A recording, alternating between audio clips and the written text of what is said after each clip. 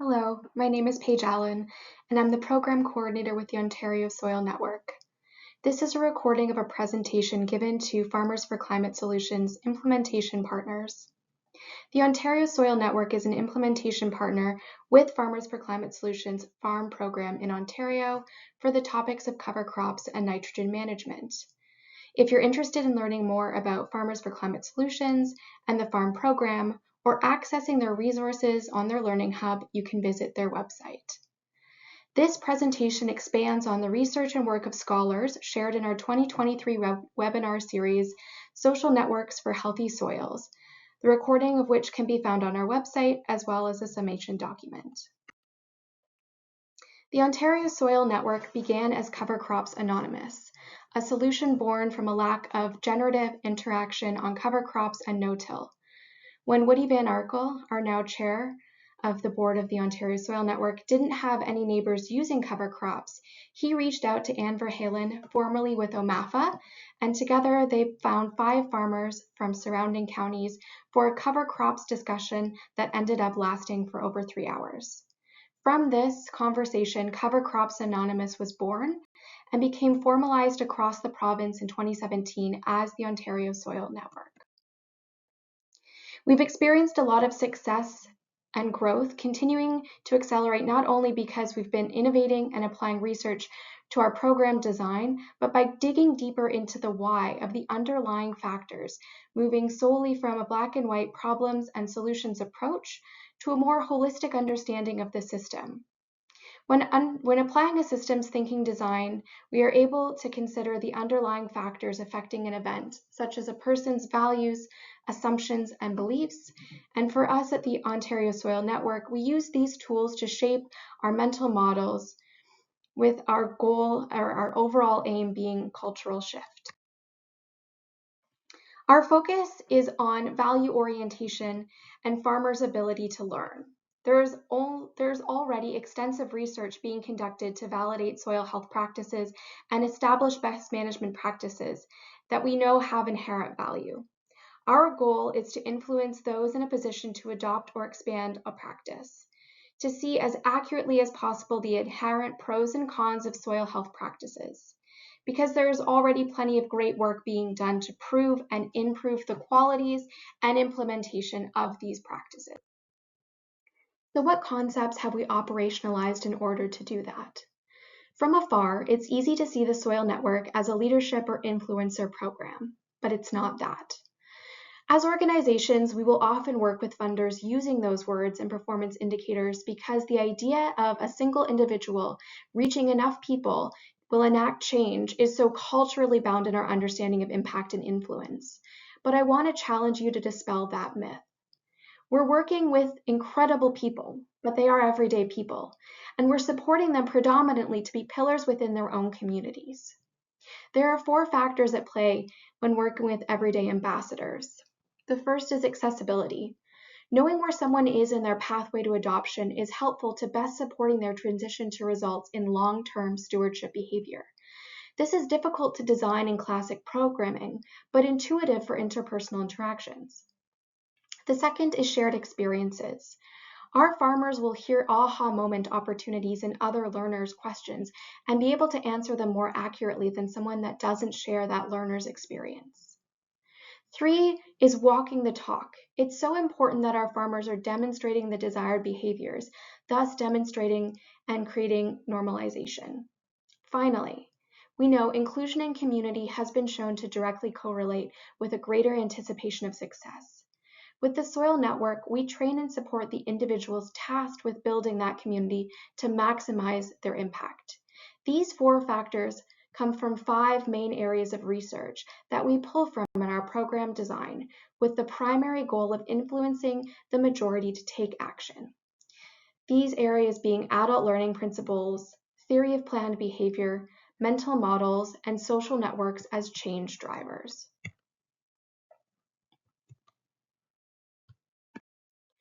Theory of planned behavior is a psychological theory that links belief and behavior. The theory maintains that three core concepts, namely attitude, subjective norms, and perceived behavioral control, together shape an individual's behavioral intentions. In turn, a tenet of the theory of planned behavior is that behavioral intention is the most proximal determinant of human social behavior. In the theory of planned behavior, if people think it's a good idea and others want them to do it, they'll think about doing it. However, if people think it's a good idea, they know that others want them to do it, and they know that they'll be successful, that's when we see action take place. We're enabling the confidence-inspiring environment that supports a can-do attitude by not only creating that community within our cohort and our alumni, but by leaning hard into huge human interest campaigns so that people are seeing their neighbors experience greater success because of their practice changes all over the internet. And you're seeing one on the screen right now with ribbons. Knowing where someone is on their journey from hearing new knowledge to intention through to action is helpful to better support their overall transition, and ideally also result in long-term behavioral change or adoption. Although this can be complex when applied to programming, it becomes much more intuitive when you involve people with shared lived experiences, so when mentors and mentees share a mental model. If new information aligns with an individual's existing mental model, an individual will accept that information and be able to integrate it much more easily. If the new information causes dissonance, cognitively, it is easier for an individual to reject that new information.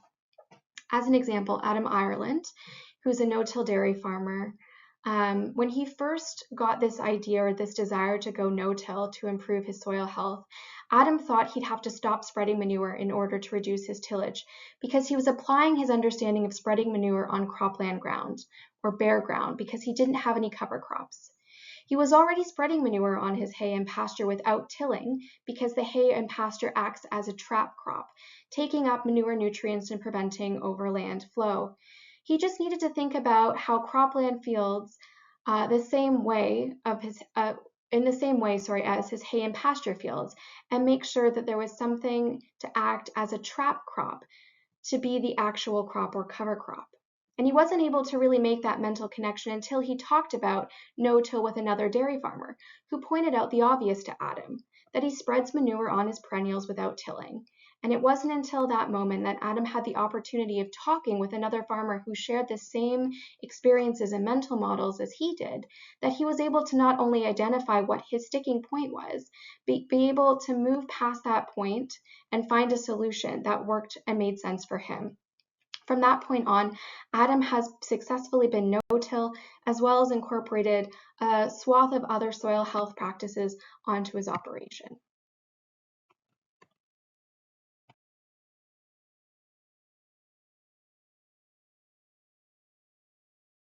The question of how or what changes a person's behavior has been around forever. Historically, the most common belief has been that change spreads like a virus, with one person getting infected and passing it on to another.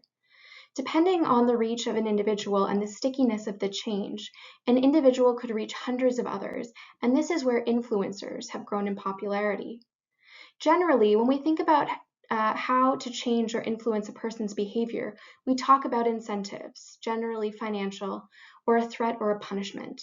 The adage of a carrot and a stick approach is often what comes to mind when describing this idea of incentives or threats to alter behavior.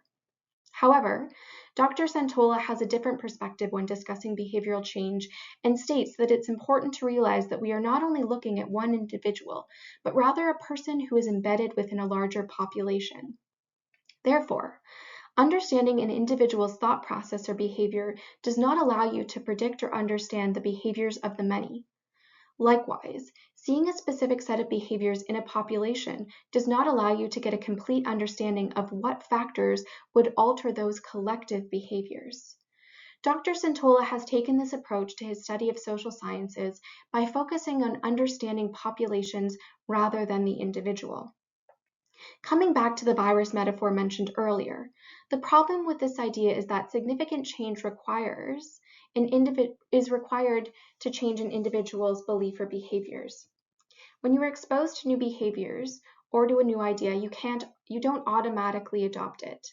You actually need to make decision to either ignore or adopt this new behavior. These changes are called complex contagions, as compared to the virus metaphor, which is considered a simple contagion.